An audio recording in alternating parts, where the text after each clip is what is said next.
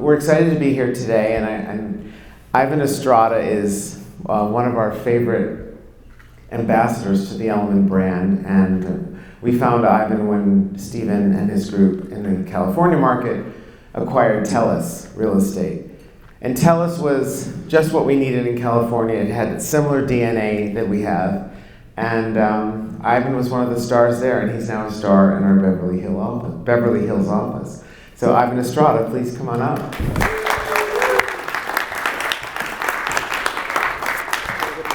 Have a seat. You want the left or right? Wherever you want. I'm fine. All right. Okay. Oh. I feel like Edith Ann, but some of you are so young you don't even know who I'm talking about. These are high. Yeah, we're gonna have the short people things. You just gotta step in the front of the chair. So Ivan, there's no better marketer than Ivan. I mean, he's in the top 5 of our agents, and there's sort of bespoke marketing in the company. We're getting closer here. This is weird. And then they said it was a fireside. I was like, where's the fire? I was gonna bring out my phone and put a little fireplace here. Oh, you should have. Well, Ivan just authored a book on marketing and brand with purpose, and it's really getting a lot of traction across the country, and we would lift it up and show you the book, but he gave them all away last night. Yeah, again, I was going to pull it up on my phone, but this is the book. But, there's people often say you wouldn't be here if it wasn't for someone important in your life or a great event in your life. Or as Barbara Corcoran always said, that her greatest successes were her colossal failures. Give us the Ivan before real estate in 5 sentences. In 5 sentences. So I grew up in Los Angeles, son of immigrants. My parents are from Mexico. I was in the entertainment industry as a kid. By the time I was 17, it was all over. Went to USC for accounting and finance, Marshall School of Business. Worked as a CPA, hated it. It wasn't my cup of tea, but it was probably the best thing I ever did for real estate, because you really learn how to run a business.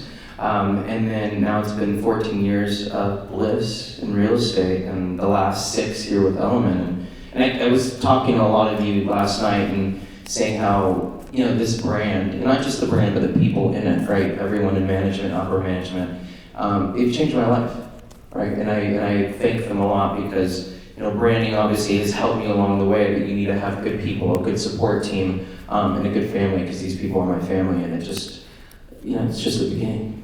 Well, if you could just do a few lines of Kelly Clarkson's Because of You. Now, and I couldn't sing too, so I'll do it. Just the light bulb just blew my head off. He is an incredible singer, and I just realized when I first joined the company, I went to the first event, was at the Borgata, right, in Atlantic City, and it said, we're having a talent show, and I thought, oh God, it's going to be awful.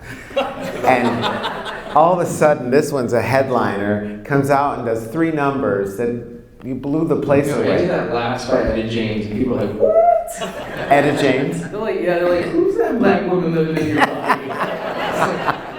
Yeah. So I think you have a signature sort of trail that you leave behind, and I think that's important to branding. And I think people's stories are important, your story. And so what made you think that, I need to put this into a book, because there's nothing worse than writing a book. It's not easy. Yeah. So Aaron Keith, who probably a lot of you know, he's a coach that I've been working with for the last 6 years. And 3 years into the business, they can always see things that you can't. And he said, your secret weapon has been branding. You understand it very well, and it's what's built your business. Why don't we put it on paper? And at first I just said, absolutely not. I'm a CPA, I'm good at numbers, I'm not a good writer. And he kept pushing me week after week, month after month. You need to write a book, you need to write a book. And so then the pandemic happened, right? What a better time than to sit down and write a book. And so I started just kind of going through my journey and my path. And originally it was just, okay, these are branding and marketing tips, this is what it's all about. But the more that I dived into why I do the things that I do, it was because of certain things that happened in my life. Things that happened when I was 5, things that happened when I was 8, things that happened when I was 12. And so I realized that the branding and marketing has been my journey, right? The strengths and the courage that I've gotten from facing certain obstacles. There's certain colors that I like because of things that I relate to. As a kid, I love blue, right? I wear blue. Blue's, Element color, Element, the Ivan Estrada brand.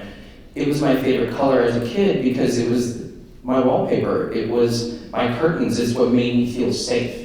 And so as I started kind of going backwards and realizing the things that I do and why I do them, then I started unpacking a little bit more about who I was. And it took me on a journey of self-discovery and to a sense of self-acceptance. Because, to be a good brand, you have to be authentic. You have to be vulnerable. And that was something I wasn't good at because I felt like there was a lot of things in my past that I had to hide, that I wasn't comfortable with and that I didn't like. And as I finished this book, I was telling people, this book was saving me as I was writing it.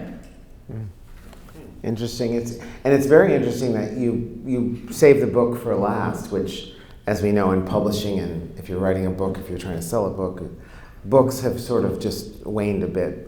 And you've had a whole career in how you market your properties and also how you talk to us in your videos. So how important were the video pieces of your marketing? Oh, the video has been probably the biggest tool that I've used to leverage myself. Like I would always tell people, I wish I could split myself up into 20 different people. And when I started doing video 13 years ago, my manager at the time said, no, just stick to prospecting, cold calling, door knocking.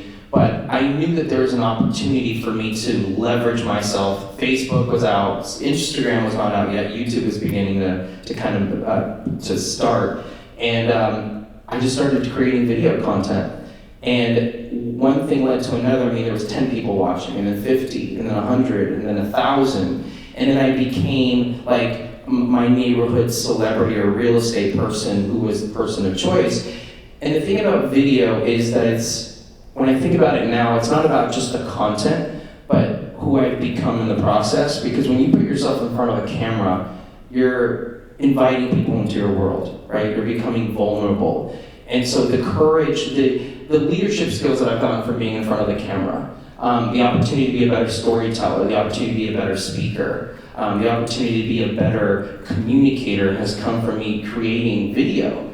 And for me now, it's one of those things that I will never stop doing. I'm always going to try to figure out how else can I manipulate this medium, because right now I tell people video used to be part of your marketing, now it's the marketing. Yeah. Like you have to be in front of the camera. Bezos, right? Elon Musk. We think of the company, but we think of the CEO, the leadership. And if you think of other companies, right, like let's say Sunbeam or Quicksilver, I can't think of anyone because they're not front facing. And I think now more than ever, as brokers and as business owners, as brands, we have to be front facing at all times.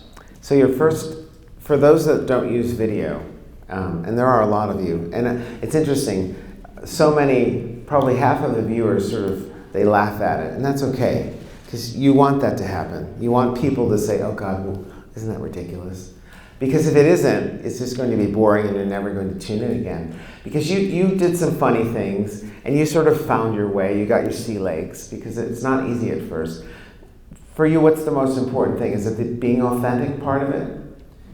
Well, for me, it's when I've asked my clients who didn't know me, who found me through video, most of my clients were watching me for years. They were getting my videos or consuming them through Instagram or YouTube. And I was giving them free information, and information that they could use that wasn't just salesy, it was value added. And so through that time, they told me they were able to trust someone that they had never even met because they got a sense of who I was as the brand, right? I was providing them with valuable content. And so through the years, it's like I've seen a huge exponential growth of people who didn't know me, who found me on social media, and who felt that I would be the right person to sell their property because they built that trust. And that comes through, again, the authenticity part of just being myself on camera, which takes some time, right? Because it's just like everything else, it's a muscle that I had to work over and over. And at the beginning, I mean, I used to create the video and sometimes not even post it, because I made it about me instead of about the consumer. I made it about how I looked, about my hair, or I didn't like the way that I looked, or my eye was a little kind of, was kind of doing a thing, and when you kind of take yourself out of the equation and you make it about the message and not yourself, then that's when you can really show up. Yeah, and I think something that I've seen that helps myself is I do some video, or I'm on television sometimes. I got to be on the premiere, right, Stephen Larkin, of CNN Plus with Aaron Burnett, and we really thought that would give me a little platform, and then they closed down the entire operation. I think my interview really did them in, but I think that it was 34 minutes too. Imagine that.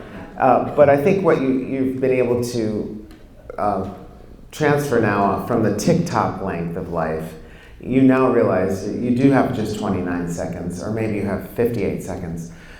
What's the importance of that, of getting to the point? Because like you said, a lot of the first videos you did were about yourself. And that is I think one of the biggest mistake agents make and teams make, is when the video is about themselves and not about the business, and most importantly, not about the seller's property. And how did you, along the way, figure that out? Was there a moment that came to you and said, oh, I'm not doing this right? Or you built your audience and then you changed your path? Yeah, so at the beginning, I thought I was providing value by making it as long as possible, because I wanted to be on camera as long as possible. And as I started just asking people, hey, what did you think about my video? It was too long. It was 3 minutes, that's too long. And so then I shortened it to 2 minutes, and that was still too long. And so obviously now, we consume information within, like you said, 30 seconds or a minute.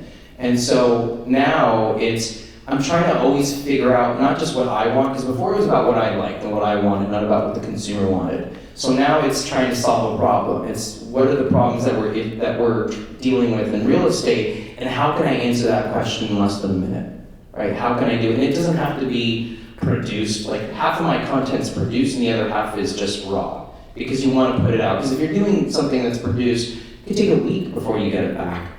Yeah. Right now you can pick up your phone, answer that question, throw it up as a reel or a TikTok, and there you go, you're done.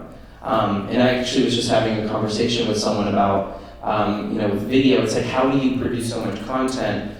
How do you have time for clients? And obviously I sometimes have a plan of bulking them all together. I use one day every 3 months where we shoot all the content, the produced content, and then the stuff that's raw, I'll give myself once a week where I can shoot a ton of raw content and just have it on the back end, and then have my team put it out accordingly so that I can keep working with my clients. But the video part is what will continue to build the brand, as long as you're consistent with it and get to the point. I think what I love about a lot of what your brand is behind the scenes is you've got a great team.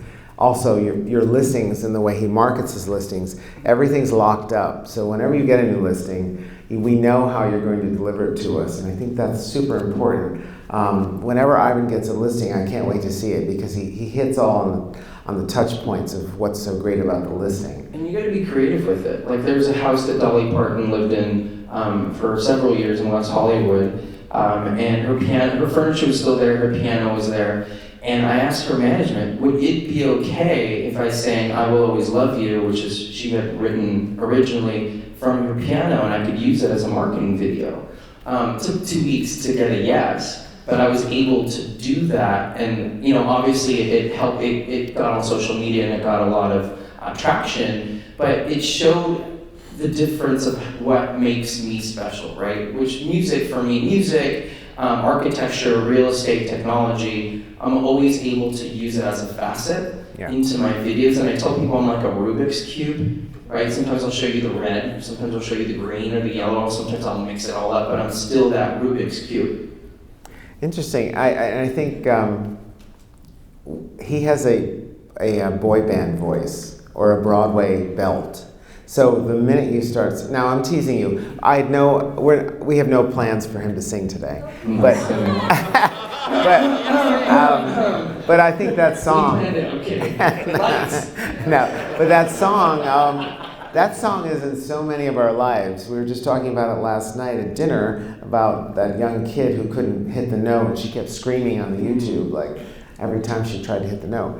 Well, maybe we can. The day is young, okay? Maybe during the lunch. Yeah, we still have the lunch, and depending on what's on the menu, you might be able to belt out a few tunes. So when you're building a team, you went from a solo act, and now it feels like television. You went from a solo act to. I feel like this is behind the scenes of VH1. And who am I? What's his name? Yeah. The one that's gained a lot of weight on NBC. What's his name? Anyway, when was the moment where you said, oh, I need to go from a solo act to a team because my brand's getting so big and I can't do it all on my own? So that was a pretty difficult transition for me because I think a lot of us, we think that only we know how to work with a client, right? No one can do it better than we can. And so I started with an assistant first. She was the best assistant. She probably loved me because for 6 months she didn't get anything. I said, here, could you do this? I'm like, no, actually, I'll do that. Do you want to do this? No, I'll do that myself. I think I started learning how to delegate the smaller things. But for me, the expansion of the brand, which is what Elliman's doing, right? We're here at Texas now, going to Vegas, possibly other areas. For me, it was very important about the culture, and then also knowing that I could put someone else in front of my client if I had an emergency, that I would feel proud that they would really be able to stand for the brand and treat the client just like I do. And so, for me, it's never been a numbers game. It's been more of, is this the person who could represent us fully, which is what you guys do, right? Everyone here in this room, we had a conversation, there's a presence with all of you. There's a presence with Elliman agents. When they walk into a room, there's just a sense of confidence, right? There's a sense of we know what we're doing, and which other companies, not to put down other companies, but they just don't have that, right? It's like that swagger and that energy and that zhuzh. And for me, when I was looking to expand my team, does this person have that zhuzh, right? Do they have that sauce of honesty, integrity? For me, humility is really important. And are they knowledgeable enough to take care of my clients if for some reason something were to happen to me? So when you looked for those team members, were you looking for the opposite of you or the same as you? I never want the same as me. Okay. You don't want two with me in the room. It's dangerous. Two divas? No, I'm not a diva. I look for people who always compliment you, right? You want to be able to have a good partner who really compliments the things that you're not good at. Because I used to want to be better at the things that I wasn't good at, instead of doubling down on the things that I am. And so I had to find people who were amazing at certain things, who had patience. I think, as an entrepreneur and if you follow the disc, which I think there's a couple of Keller Williams people here, I'm a very high D. So I'm like, okay, just want to get it done, let's go, next project, next project, next project.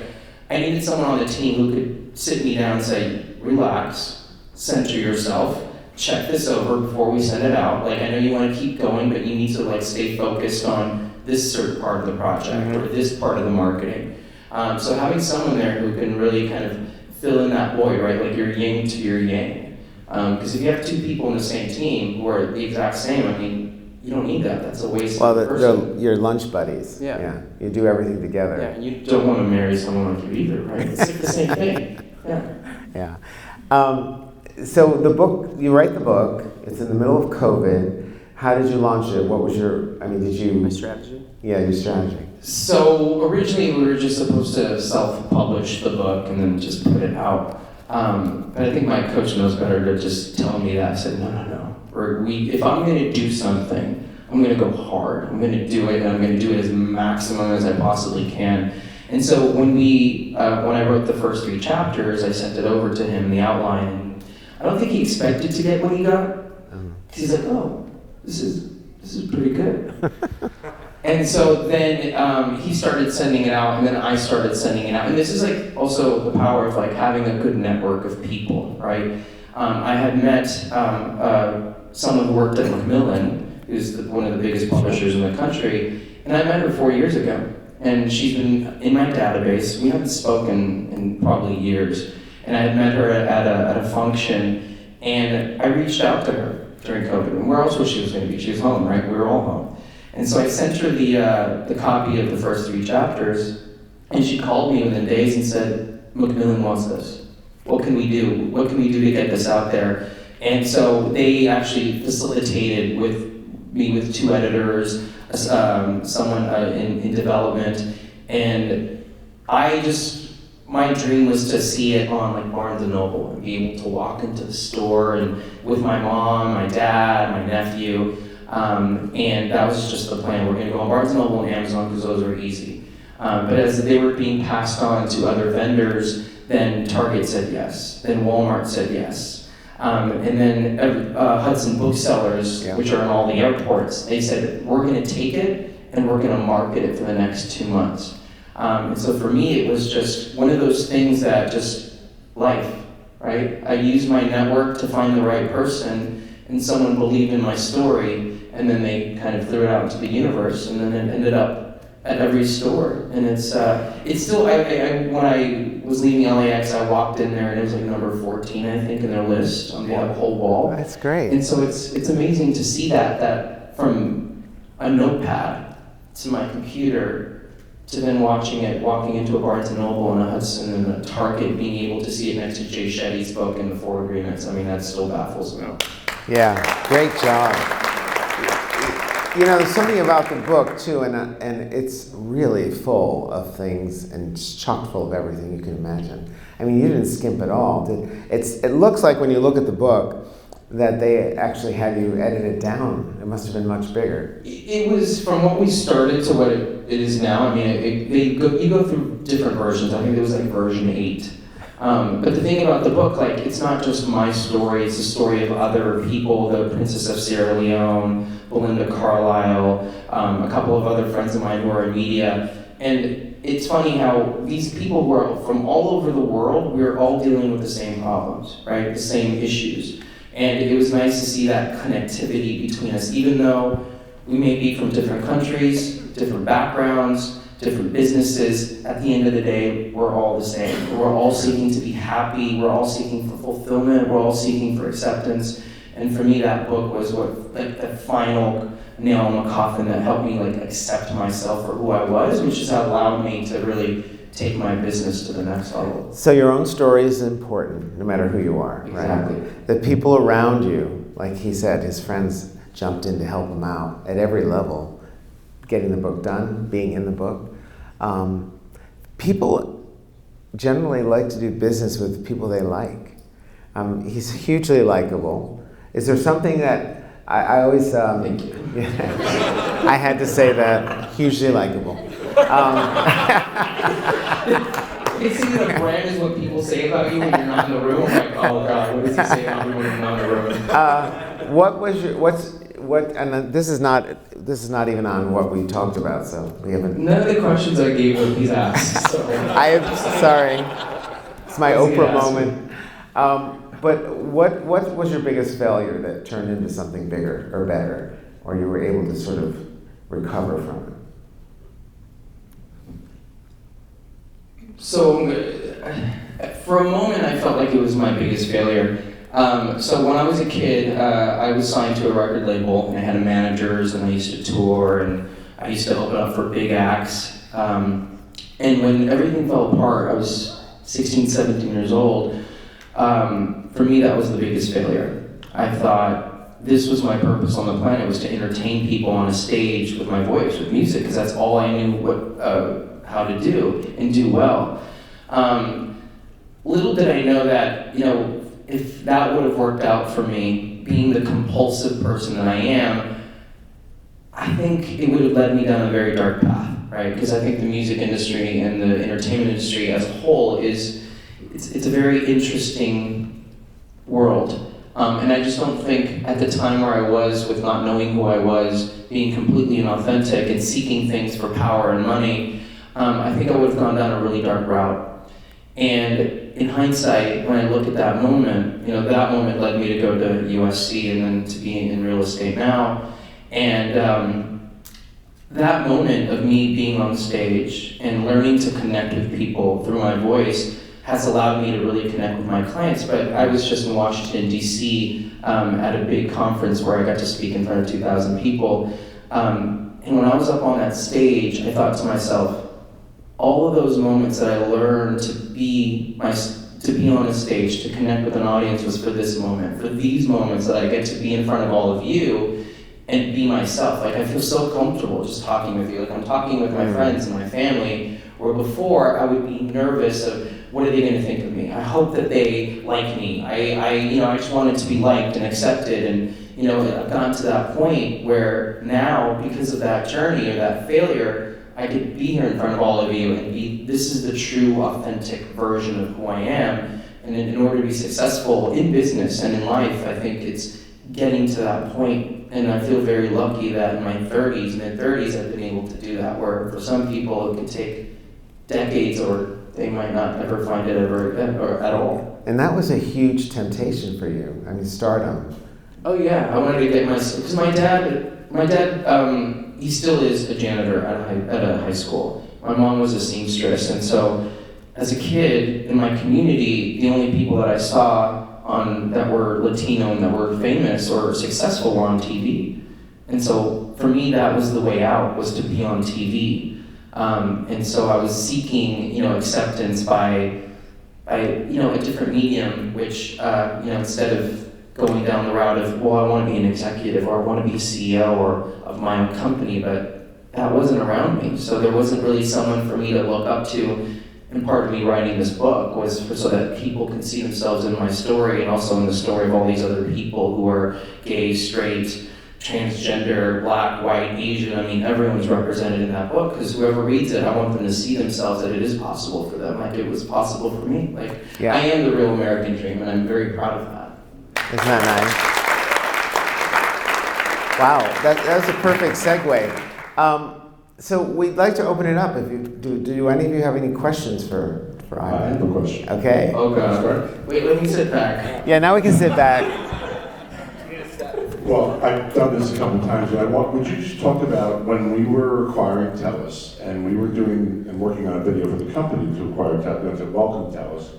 We did this video, and I didn't know that you were doing a video. Tell everyone what you did, because again, it was video. It was, how do I get more business, and how do I meet people and connect? And I think, and you all should Google this video. I'll tell you how to find it. But it was amazing. Yeah. And so you that did at the opening of our event, right? I did, and I'll tell you the whole story, because at first I thought Steven was pissed off at me for even putting it together. So when we acquired TELUS, we had two offices, one in Beverly Hills and one in Malibu. And there was a lot of referrals coming from New York, from out in South Florida, and I thought, oh my God, I'm gonna get diluted. What do I do, right? I gotta put a plan together. And so I had a week to put something together of introducing the other agents to our company, but at the same time, how can I make it interesting and funny and creative? And I literally got together with my team and I said, all right guys, we have an hour and a half. Like, let's put together a script. Let's put together some short form video that people are gonna love. And be, one, welcoming the company, but two, so that the whole company will be able to see me as kind of the ambassador of the Los Angeles area. And so we put together this script of like what it would be like to be an agent in Elliman in Beverly Hills. And so it was like way over the top. Like I show up and there's like 3 valet guys, I'm getting out of a Bentley, we have our own barista, I get all these awards, I got care, like I'm being super snobby. And so we, I hired the right people, reached out to my contacts, we filmed it quickly, and I thought it was brilliant. And then I sent it to Steven, and he right away said, call me right now. I was like, oh shit. I just spent $5,000 on this, or whatever it was, and he's gonna tell me to like can it. Like he doesn't want me to put it out because it makes Elliman look bad. And immediately he's like, I want this. Like we're gonna replace the video that we did with this video. Yeah. And I think the learning lesson for me there was, I talked to a lot of friends, even some of my buddy agents at the office, and they said, I don't get it. You shouldn't do it. I feel like it's a waste of time. But I just went with my gut. I went with my instinct and I did it. And it was still, I mean, it has over 100,000 views on YouTube, and it's been one of those things that I'll never forget, because it really, it was one of those things that I was kind of uncomfortable about doing, but I went ahead and did it. And it's still one of those things that whatever Elliman event that I go to, if there's an agent I don't know, most likely Steven has showed them a video, and they recognize me, and it's, it's great for referrals. This was the premiere of that at the Beverly Hills Hotel event. Yeah, we put it up in front of 1,000 people. Yeah, this was a major event for us, and one of the most beautiful hotels in the world. And I remember seeing this, and you zoom up in the convertible, and you're bossing everyone around. And for Vegas, I say we should do one for Vegas. Like, I'm gonna need a private jet and a big budget. So. Well, we might be able to help you. Ask Howard. Talk to Doug. Okay. I was like, no. But I think one of the most important things that whenever I look at Ivan, and whenever we have an event, he walks through the door. So that's one thing. Get to our events. You go to an opening of an envelope, right? I mean, you are amazing. Like, you've got to lean in. I think, that's something that I've learned from this company, is you have to lean in. There's so many offices around the whole country, and the community and the culture and the people, like the referral network that really does exist, because I know that in other companies they talk about the referral network, and I've been to 2 other companies, and it was really non-existent. Here, there's so many events throughout the year. There's opportunities for you to go to the other offices and really provide value, even if it's just standing up and talking about your marketplace and talking about listings or opportunities in that area, so that you can be seen as a professional from that city. And I continually do that, and I teach people on social media or video, and just providing free content, free just training to other agents, which I love doing, because the more I teach it, the more I become a master in what I'm doing, right? That's how you become the master, by teaching it. And so it's something that it's so easy to just get on a plane and come here. I was at a conference and I'm dead tired, like really dead tired. And Steve's like, will you come? I said, 100%, absolutely, I will be there. Yeah. This is a branding opportunity. Right. Any other questions? Mark. Ivan, of all the content that you create, what do you think gets the most responses directly to business? Not just views on YouTube because it was a funny video, but is there any specific part of your content that you realize really is your highest ROI? So there's a piece that I do, it's called the Real Estate Minute, and it's just a minute, and it has a little timer on the side.